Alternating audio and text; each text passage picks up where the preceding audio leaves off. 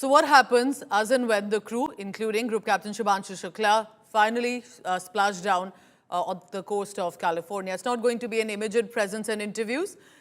He's going to undergo a 7-day rehabilitation program. What does that look like? Why is that necessary? Take a look at this report to understand how it's going to be a very crucial phase for the crew members to be able to adapt to gravity again after 18 days.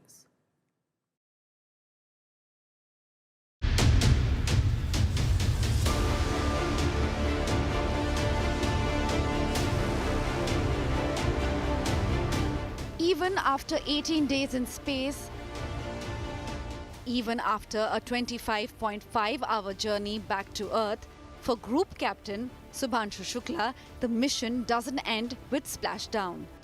Like all astronauts, Shubhanshu and his 3 other crew members will spend 7 days in rehabilitation. Astronauts need rehabilitation post-splashdown because space flight causes major changes in their body, mainly due to lack of gravity. They need to undergo therapy for atrophy to help regain muscle strength and bone density. They also undergo cardiovascular deconditioning therapy to recover from their cardiovascular functions. They receive treatment for vestibular system changes to readjust their balance and coordination. They go through psychological adjustment as well to readjust to Earth's sensory-rich environment and social routines, which can be overwhelming to return to.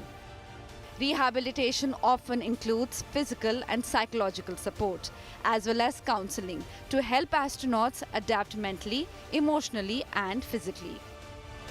Brace for drogue window. Other astronauts like Sunita Williams also went through a 45-day NASA rehabilitation program to recover from their 9-month space expedition. Other than Sunny Williams.